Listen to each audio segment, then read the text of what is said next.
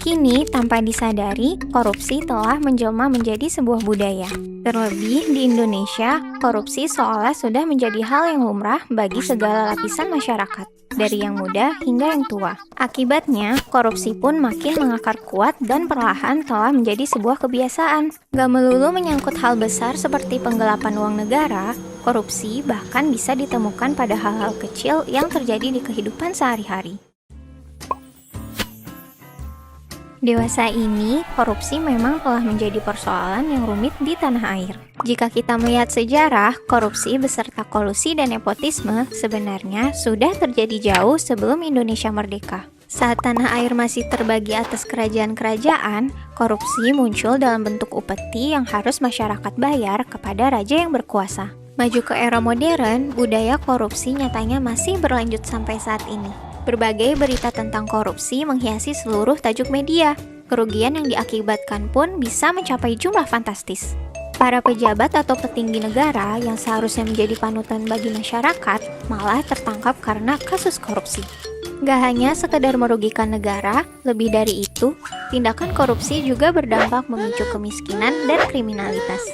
Ilmuwan politik asal Amerika Serikat, Samuel Huntington, menyebutkan bahwa motif korupsi dilakukan seseorang adalah untuk memenuhi kepentingan pribadi mereka. Tanpa disadari pula, sikap yang dianggap sepele dan wajar ternyata bisa memicu mental korupsi di dalam diri kita sehari-hari. Bisa kita temui di sekeliling kita, mulai dari hal kecil seperti membeli makanan pokok di pasar.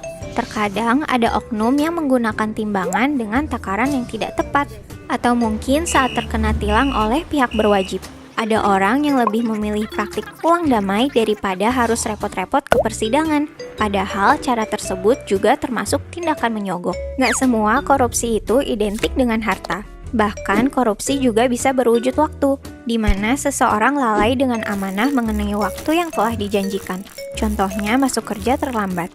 Dalam perspektif Islam, istilah korupsi dikenal dengan ghulul dan terbagi menjadi 4 bagian, yakni rishwah atau suap, saroqah pencurian, al-ghashish penipuan, dan khianat. Islam sesungguhnya melarang keras perbuatan-perbuatan curang yang dampaknya merugikan orang, apapun itu bentuknya. Tertulis dalam surat Al-Baqarah ayat 188, Allah telah mengingatkan hamba-hambanya untuk senantiasa menjauhi sikap ghulul. Dikutip melalui hadis riwayat Tirmizi dari Abdullah bin Amru, ia berkata bahwa Rasulullah SAW melaknat orang yang memberi suap dan yang menerima suap. Disebutkan dalam hadis sahih tersebut, tindakan korupsi merupakan perbuatan tercela dan salah satu dosa besar yang dibenci Rasulullah.